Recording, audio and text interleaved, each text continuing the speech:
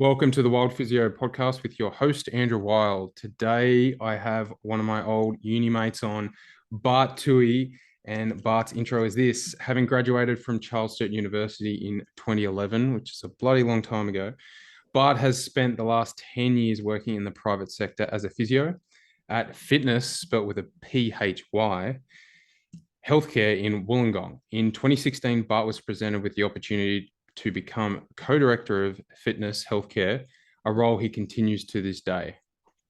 Phytness HealthCare is a leading provider of physiotherapy and allied healthcare in the Illawarra region, which is just south of Sydney, as well as providing home care and aged care services throughout New South Wales and the ACT. Bart loves balancing his time between working clinically as predominantly a musculoskeletal physio and his role as a director in the fitness healthcare business. Welcome, Bart. Thanks, mate. It's good to be here. And yes, 2011 is a long time ago, but just for your reference, that makes you as old as me. So we're both in the same boat. We're getting on, mate. It doesn't actually feel that long ago that we were still at uni.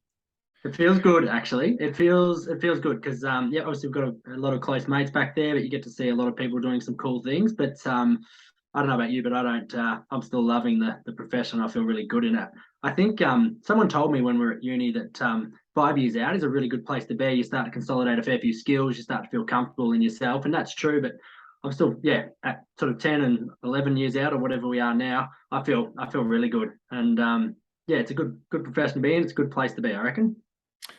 A lot of young physios have a lot of different jobs in their first sort of 5 years out, and I know I did. I've had about up to 10 jobs over my career, and you obviously have worked in the same business pretty much as soon as you graduated, and then you went from the point when you're an employee and now you're a director or co-director. So how did that all pan out for you, and why did you make the decision not to branch out further? And give us a bit of a background.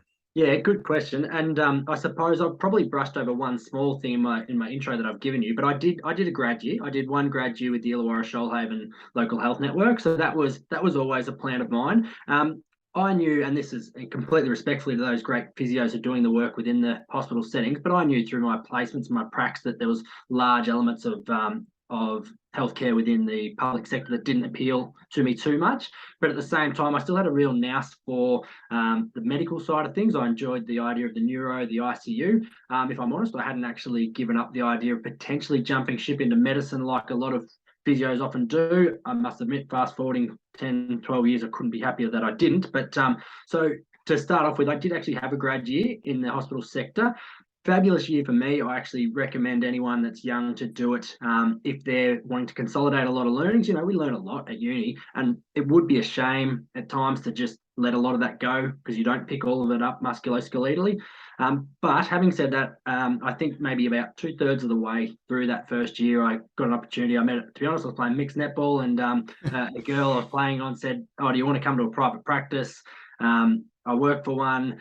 I started doing a couple of afternoons a week after the hospital work, and pretty much straight away there, I knew that was going to be the go for me. So from there, you're right. I stayed musculoskeletally the whole way through. I have done a little bit of travel as well, which has seen me do little bits of physio elsewhere. But the clinic we're in and the clinic I came into and now get to be sort of a part of, it had a fair bit of diversity anyway. So we were always, I suppose, and we might touch on this later, but the old school physio clinic has moved a lot from just being that musk or just that sports physio practice. So I had really good mentorship when I came in. They essentially put me in as a musk grad as opposed to even though I was a year out.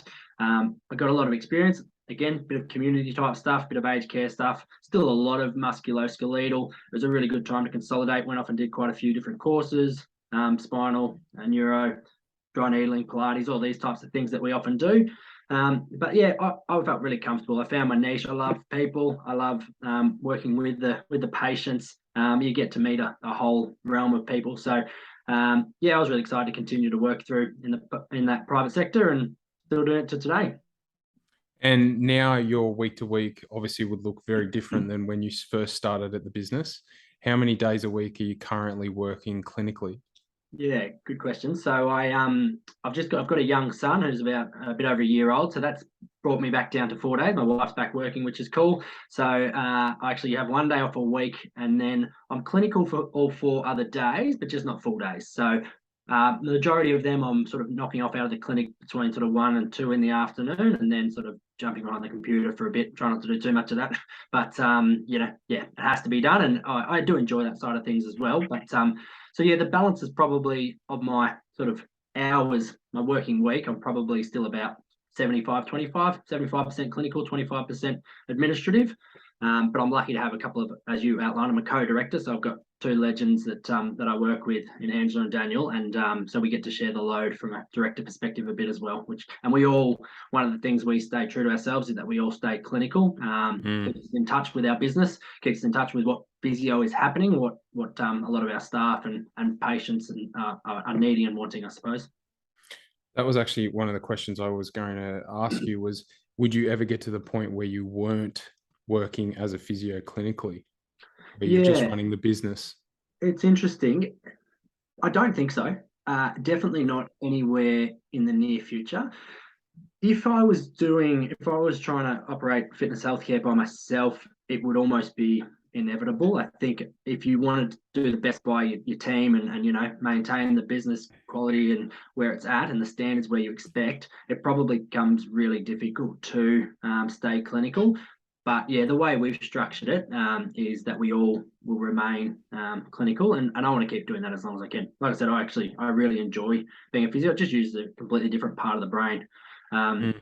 I often say this to people: physios are physios, and we're taught to be physios. We're not taught to be business people or to go down that pathway. So there's a lot of learnings in that, but it, it might sound silly, but going back to being a physio is just enjoyable and not easy because our patients challenge us, but it's just using a part of my brain that I'm really comfortable with now, sort of being 10 and 12 years out.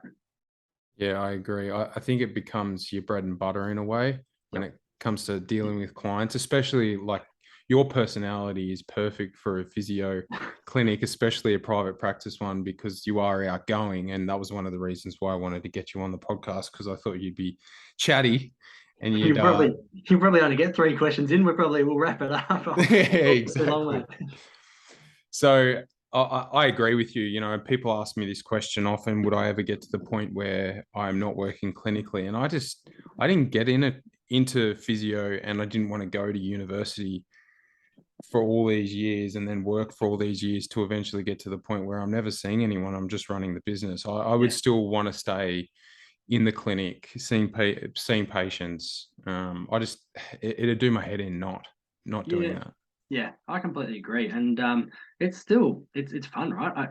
I became a physio to be a physio, and Yeah, exactly. I want to see that through. And it's a little bit like hanging up the boots in footy. You're a long Yeah. time not doing it. If you stop doing it, then you can't keep doing it, and it's harder to get back into, I guess. So I'm aware of that. That essentially every hour that comes off my roster clinically is probably one that I don't bring back. Yeah. It's not just from a business perspective. Like things change, family, and all those sort of things. So yeah, it's a matter of seeing all of that, I guess.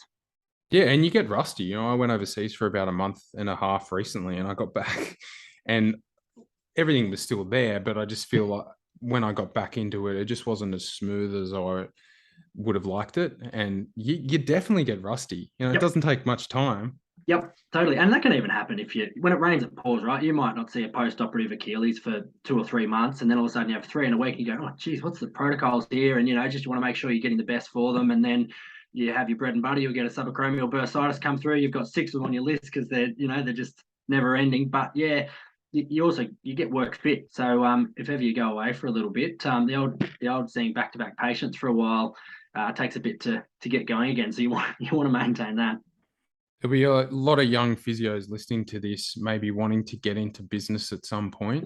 And you and I both know it's tricky, it's hard, Yeah. it's not as easy as it probably looks at times. What are some advice you would give to them? And on the side of that, how did your transition go Yeah. from being an employee to then being a co-director? Yeah, awesome question. And it's one that we're actually working through ourselves at the moment as a business. You know, we've got some really awesome team members that have aspirations to do great things in the physio world. And I had one physio who said to me, I want to walk out of physio, whether it be 20, 30, 40 years, having changed, having made a difference to the profession. And so I have to realize for them, we need to give them the opportunities to be able to do that, whether that be within our business or to give them the growth and skill sets to be able to go out and do it themselves. But to come a little bit back to your question, to me, the biggest one is identifying the key areas that you love and you're passionate about. A lot, you know, we've seen it even just in yours and my sort of 10 years plus, there has been a lot of transition that, particularly the obvious ones being, you know, from Musk and sports through to whether it be home care, whether it be aged care, whether it be NDIS. And we see it, the NDIS, I will use an example, and we have that in our business, and I'm really proud to be able to offer those services. But we do it in a capacity, it's not the mainstream of our business. We do it in a capacity that we know what services we deliver well. We don't try to be what we're not. So we don't have amputee specialists. We don't have stroke specialists. So we're not trying to just get the monopoly in NDIS. So when it comes back to opening a business, creating your own business, or expanding a business, you have to be passionate and you have to be skilled in what you're doing. So then you can confidently deliver it. And so when you're, whether NDIS, you're talking to a support coordinator and going, hey, I've got this product, you got to believe in it, because they're going to put the trust of their participants in you. Same if you're doing home care packaging for someone elderly, or if you're trying to say, hey, we're the leading concussion specialists. You need to feel really passionate about that area. Once you've identified that area, yeah, like you said, it's not easy. Just remember that probably the treating of those patients or participants or clients is the easy bit.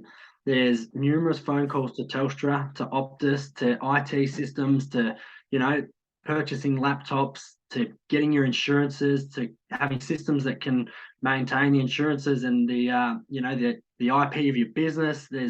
That's the stuff that's tricky, time consuming, costly. So you've really got to be in a place where you're ready to balance that out with I suppose your clinical loads and what you're going to pursue. And as you said before, we don't get taught any of that when you're at university. None. And sorry, and you did actually ask, you said sort of my pathway. I was pretty lucky. Like I said, stepped into this business, and I suppose we did transition from being a bit of an old school bum on beds clinic to going, well, we probably need to look at the broader position that physiotherapy and now allied health sits in the sector. Again, touched NDIS, aged care, what we call corporate, so working off site, your work health and safety type stuff. So my role probably coming into the business was to expand that. So it was still to stay clinical, but to go, you know, you seem to enjoy getting out and chatting to people and promoting physio. So how can we do that for our business? So essentially the existing shares that were in our business were some were allocated to me. I was able to purchase in. So but having said that, we've sort of gone down a couple of other ventures of extending the business, and it's just hard work. Yeah, you got to Yeah, a lot of the young physios are probably going to want to know, is that something where you've slowly bought equity over a period of time? Yeah. So there's the three of us in our business, and we're all equal shares, which is really great. We all want to work for each other. We want to work for our staff. It's a big responsibility.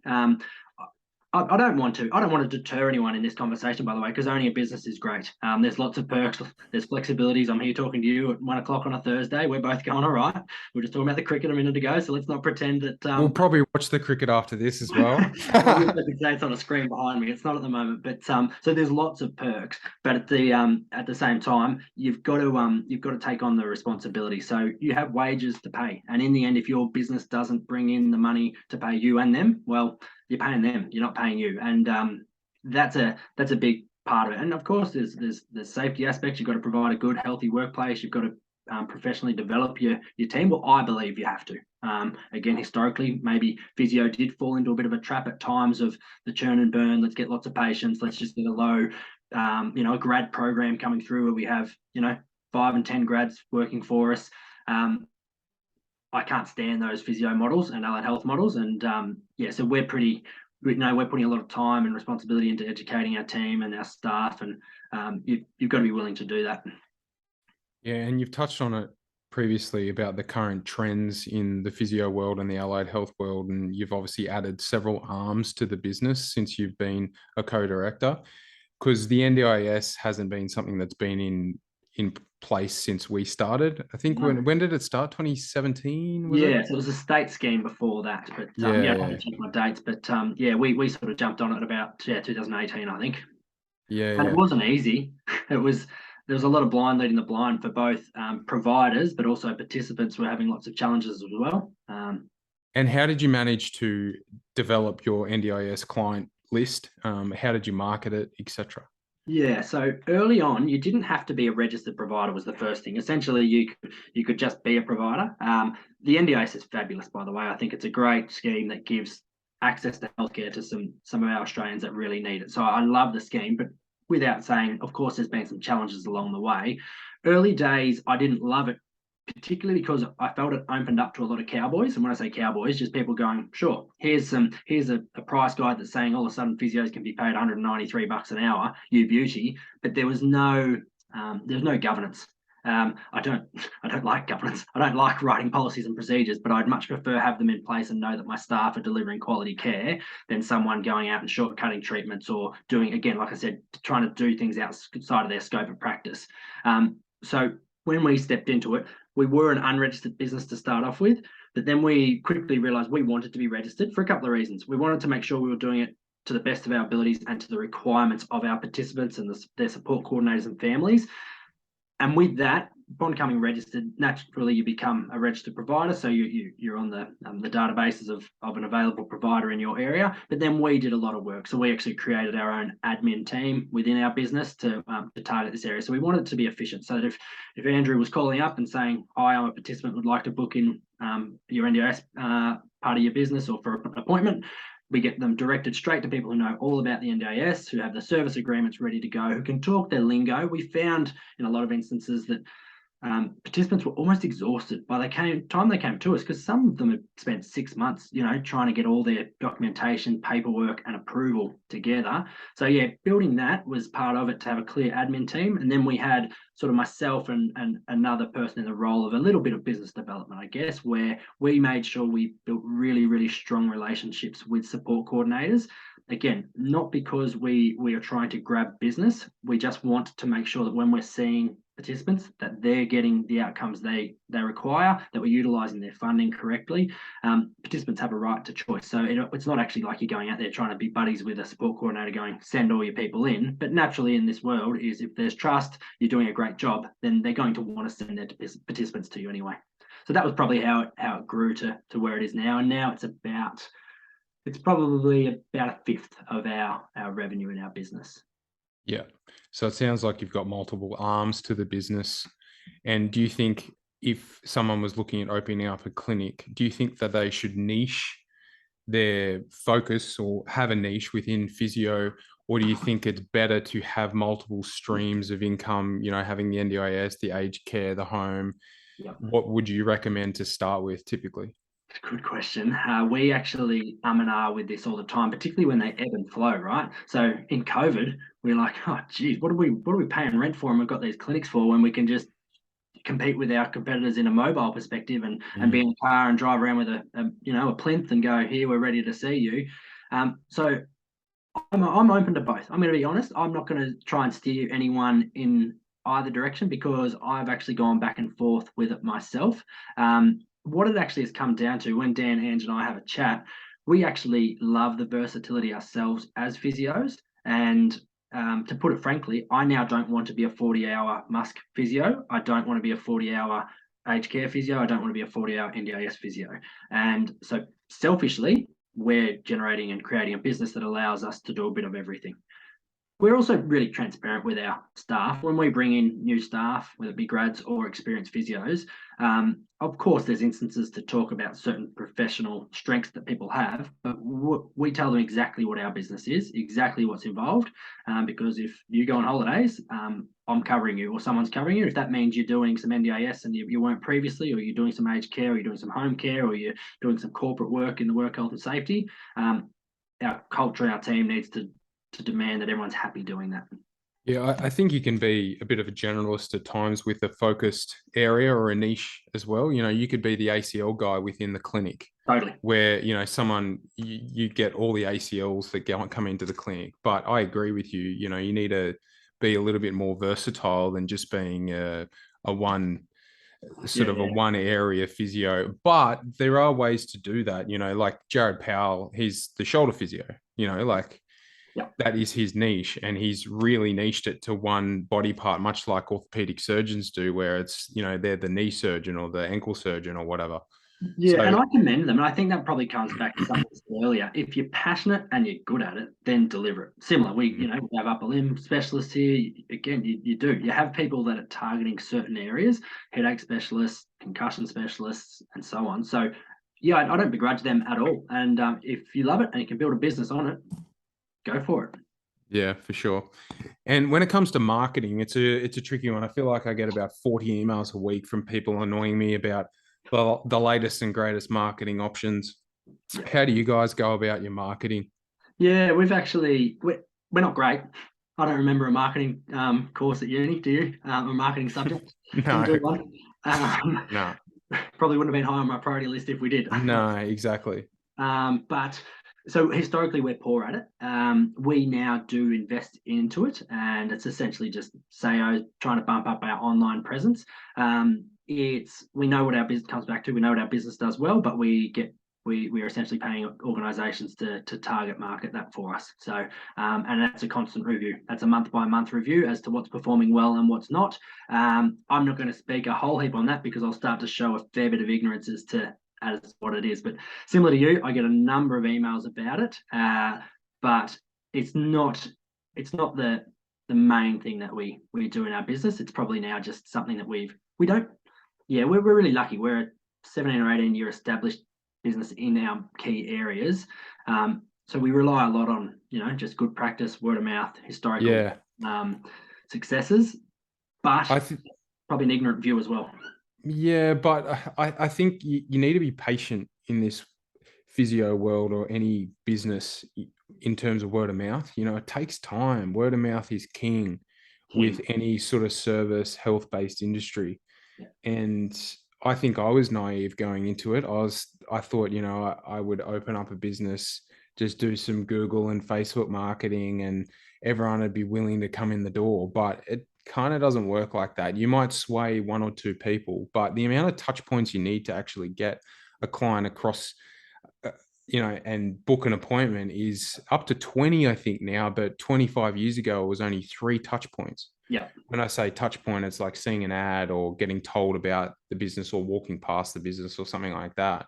So it's harder and harder now to get someone across the line for them to book an appointment. So word of mouth is king because people trust their friends, their family, etc. If they've seen a clinician that they trust and know and Uh, like.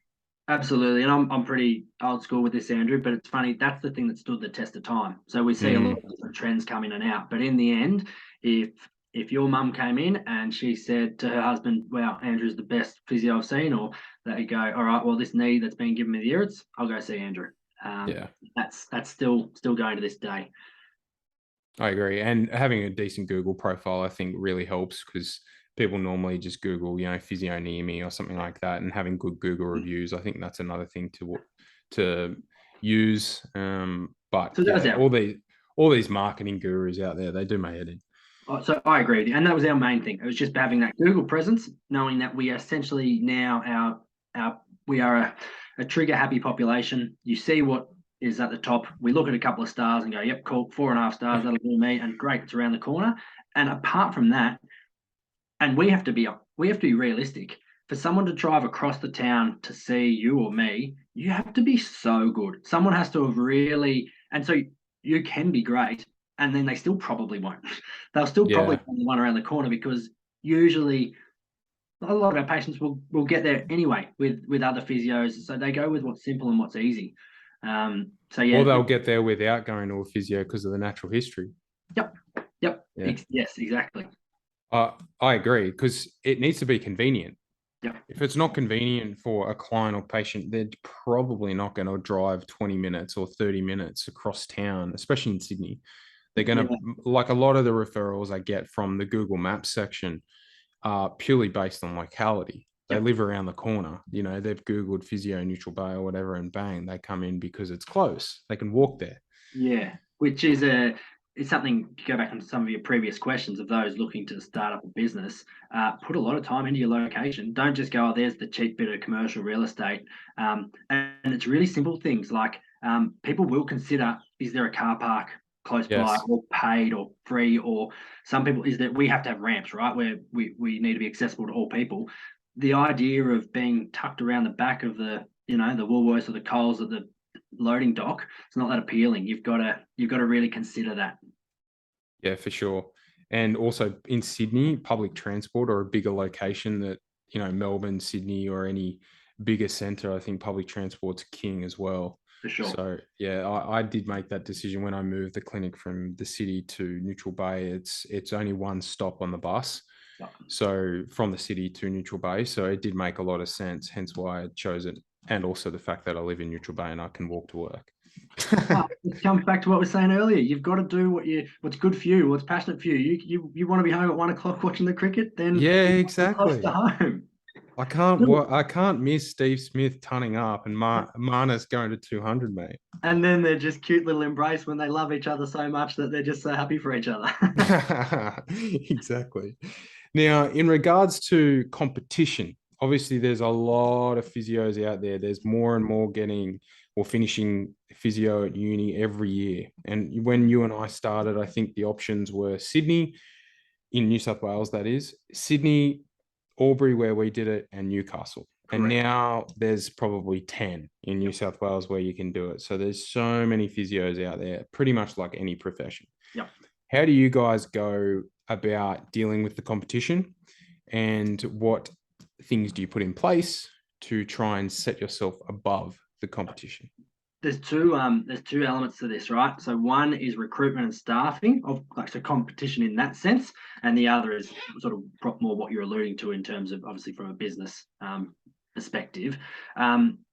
Coming back to what we've said earlier, you just have to be confident in what you're doing, good at what you're doing, and not let those standards drop. So that will maintain where you're going. You have to keep your feet on the ground. So physios are popping up everywhere around us. So you have to have a pretty good insight as to what they're doing. Are they the shoulder specialist? So have we got someone that's just coming in to say, I am the shoulder guru? And essentially there's enough space for all of us to an extent, and particularly where we are, right? We are an expanding area anyway.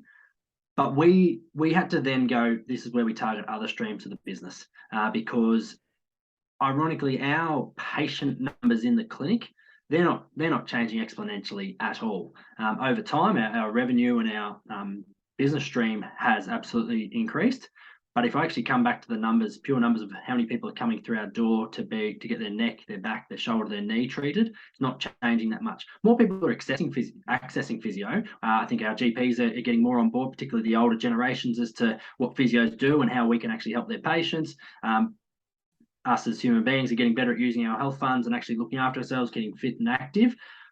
If you and I were still the only physios in our areas, I think we'd be busting out of the seams. But because of these other ones popping up, you need to remain relevant. You need to remain good at what you're doing. But the challenge that's more for us, mate, is actually just staffing it. So the Illawarra doesn't have, albeit you said there's a ton of different tertiary educations now available to physios, which there is. None of them are coming to Wollongong. We have to really build relationships early with a lot of younger physios. We employ AHAs as well, so we try and get. Sorry, I shouldn't just say physios, because we have a good team of a really big team of EPs and AHAs as well. But we've sort of put that into our business where we go, let's start employing allied health assistants where we can to get them into the sector, get them exposed, hopefully get them to love our business and our clientele, because that's what keeps us relevant against the competition who are going to try and employ them out the other side of uni. So sort of two ways we have to approach it. Yeah, for sure. And in regards to the staffing and also dealing with staff, how do you go about transitioning a new grad from the new grad year, which is tough, into a competent physio? Yeah. Again, we changed probably, maybe 4 or 5 years ago. We really changed our focus onto our new grad. Well, we created a new grad program. Um, we designed it ourselves. It's not any groundbreaking program, but essentially it's a 12-month program where they're having mentorship between 2 and 4 hours, depending on sort of where they're at. Usually it starts at 4 hours a week, progresses towards 2 hours a week. Throughout the year, we employed someone who a really experienced physio who was had been working both between public and private sector, who worked in education. That was their key role. They oversee all of our education with our grads. We give them lengthened appointments. We have no time frame on when we reduce it. Every new grad physio with us starts with a 1 hour appointment, 45-minute follow-ups. There is not a you have to be done by 6 months or 3 months. It's a discussion, it's a review how you're traveling. It's usually they're coming to us going, I feel pretty good. I'm utilizing the time really well. They're working out all their differential diagnosis. They're not having to sit there and test everything, so it's usually on their terms. We're putting them through courses, so we pay for all their courses. Having said that, we don't encourage them to do any more than 2 a year. They want to consolidate their learnings from what they're doing. But we've had to put a really big emphasis on the education, which then ties into your culture a little bit. I don't know if you remember your first sort of 6 or 12 months as a private practice physio. You're just shitting yourself every day. Like you're going, oh no, what's going to happen if a vertigo walks in, or an SIJ? What am I going to do with an SIJ? I can't remember what's forward and backwards. What's a tilt? Which way does it tilt? I don't know. So yeah, it's about sort of filling their confidence, giving them the expertise to do it, and then that builds a really healthy, confident culture within your workplace. So generally speaking, once we've got our staff, they're really good, which is great. They want to hang around. Yeah, and that was actually my next question. How do you keep your staff on the books for a long period of time? Because I feel like there's a pretty ordinary retention rate with physios staying in private practice. They may only stay for 2, 3, 4, 5 years. Rarely do you see someone that's been an employee at a physio practice for a good decade. How do you go about it? Yeah, it's there's a few different things. I touched on earlier. Physios in general, we are relatively driven and high achieving. We've often done well at school or uni or sport or these sort of things. Generally speaking, I know it sounds a bit arrogant, but that's what's driven us to become physios.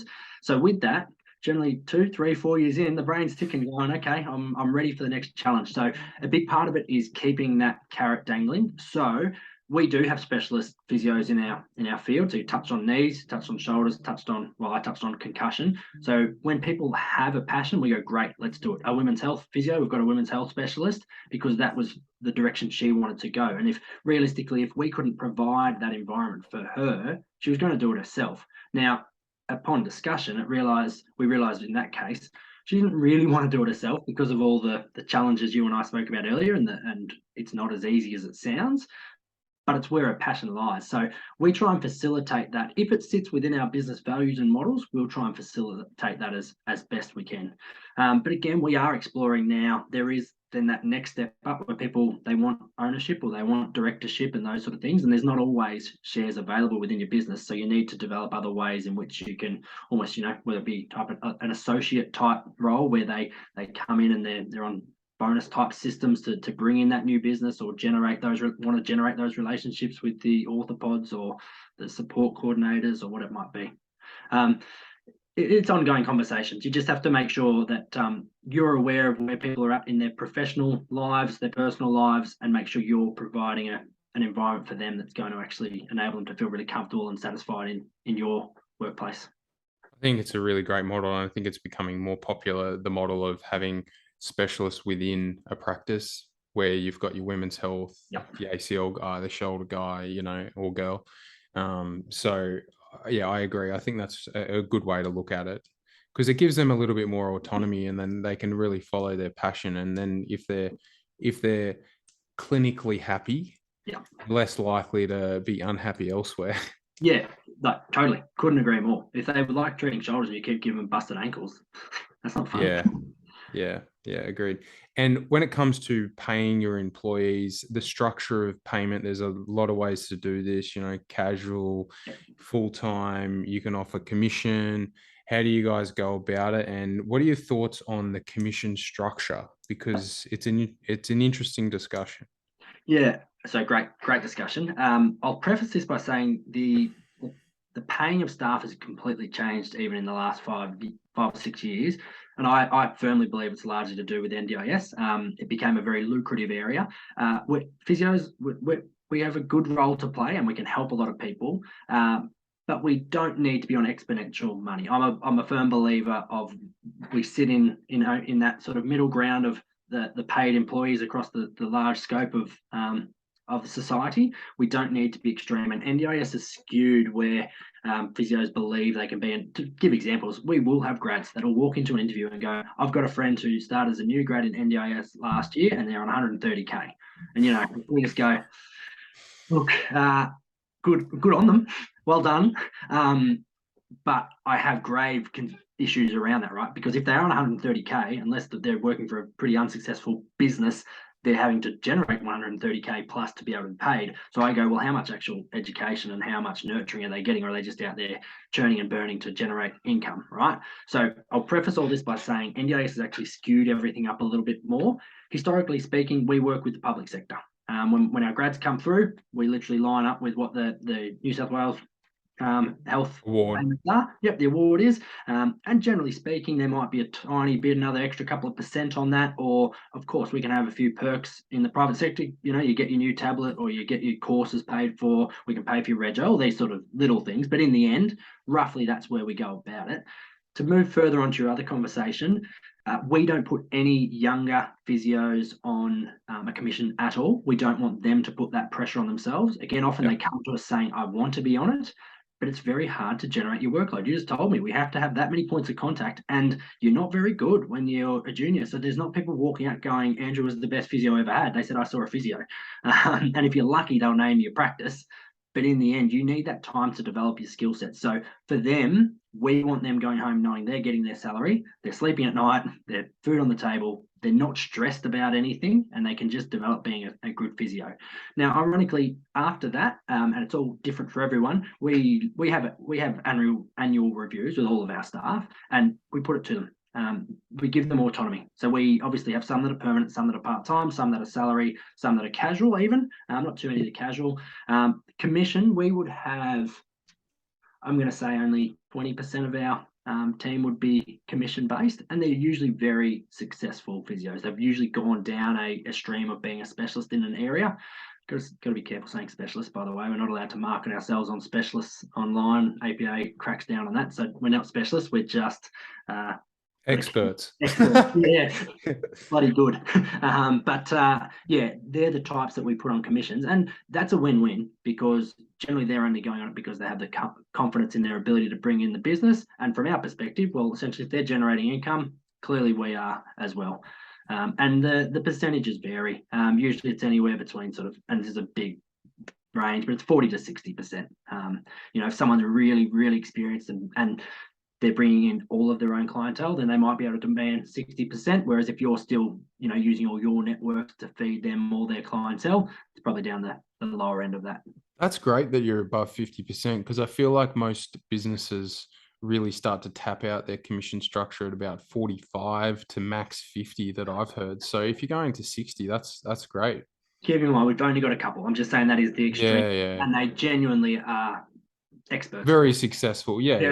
So we know that literally their books will be full every day. And if they have cancellations in the morning, they'll be full by the afternoon again anyway. So it's as much, the other benefits to us is having them as a provider in our clinic. People go, oh, I'm coming to see Andrew at Phytness HealthCare. Yeah.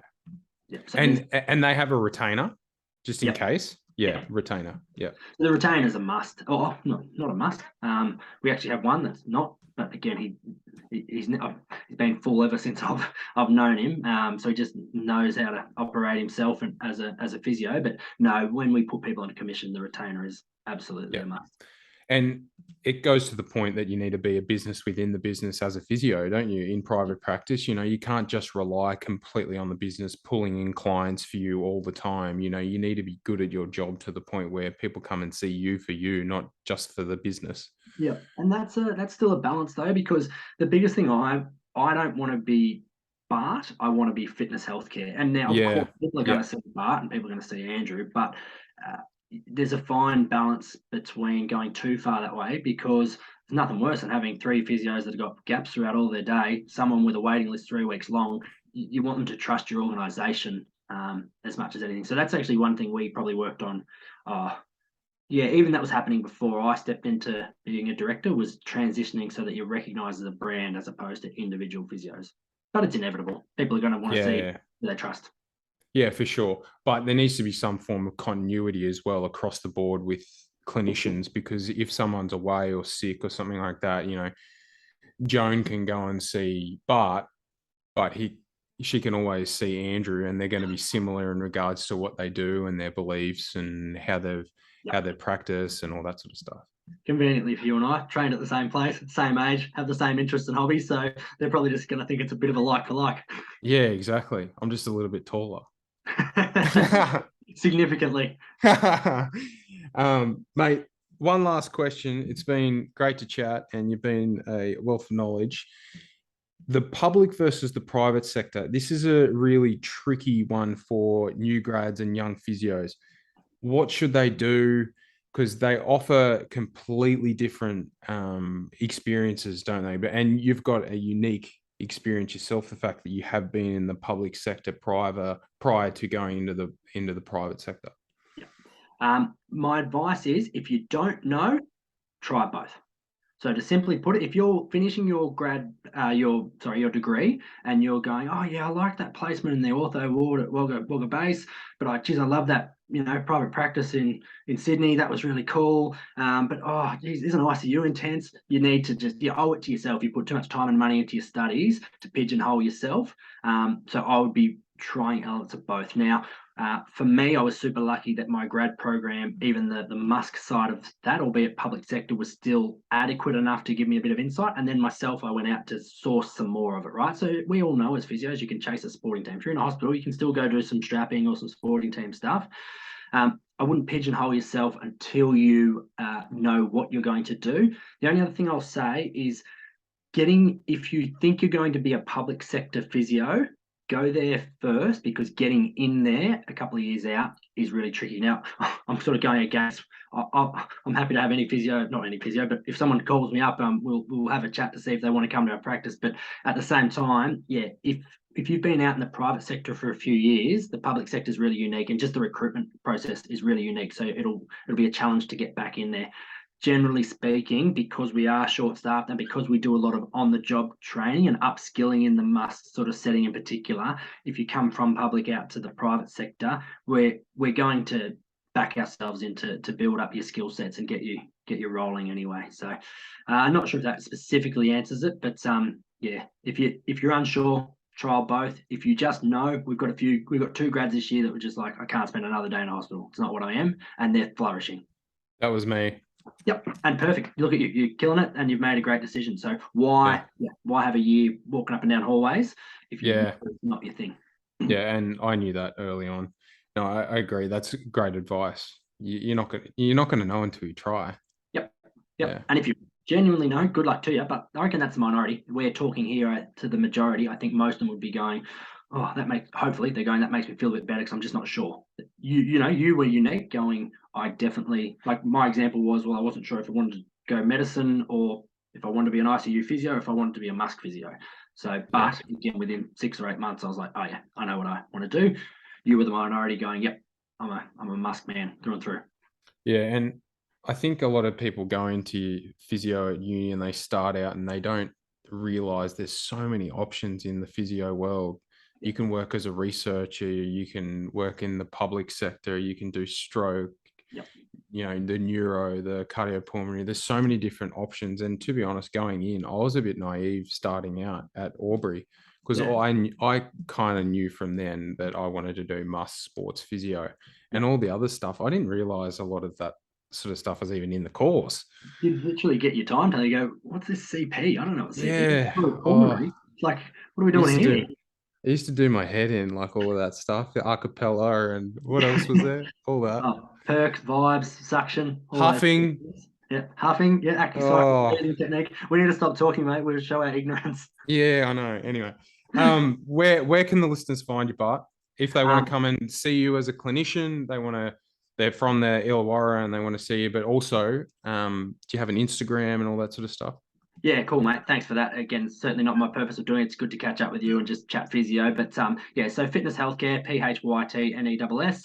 Jump online. Our website's just been updated actually, which is really cool. You can find us there. We're in Wollongong. We've got a couple of clinics. One's at UOW, so at the uni there, which is really cool practice. We're then in Fairy Meadow, which is the northern suburbs, but we sort of service the whole region around here anyway. So get in touch. You can ask for me, but I hope you'll love any of our team you get to have a chat to as well. So I look forward to hearing from anyone that wants to reach out. Do you do any marketing on Instagram? Do you pump the social media side of things? Nah, mate. To be honest, we've held back on the socials because the thing with the socials, we were like, if we're not relevant, you're not relevant, and so hence why we've gone down the online presence and the Google presence, because it wasn't ticking our boxes from what we were wanting from it. We were essentially on it for a few years previous to that, but we've put our Facebook and our Instagram on hold for now. Each to their own. I think the thing is with it as well, because it is often word of mouth. The Instagram side of things, you're probably not going to get a lot of clients out of Instagram unless you have other sort of online services to provide potentially. Yep. You might get a few here and there, but not a heap. Don't get me wrong. I know there's a place for it, and yeah, for sure. I can't wait till the new physio that we get has done a double degree in marketing come physio and actually do partially our socials. That'll be great. But for now, it's as I said, stick to what your strengths are, and the online presence ain't ours. No, it's all good, mate. I think you're doing a great job. And in the past, Bart's helped me out with my business in the last sort of 4.5 years. So thanks, Bart, because it's been good to have a mate in the industry that's kind of done it before me. No, mate, my pleasure. But I think you're overselling that. It's just you and I having a chat and going, cool, let's go with that. If you're doing it, I'm doing it. Seems to be going okay. Well, thanks again. I'm sure the listeners would have got a lot out of it, especially the young physios out there that maybe are going down that sort of business route. So thanks again, mate. Awesome. Thanks, mate. Appreciate it. As usual, stay strong.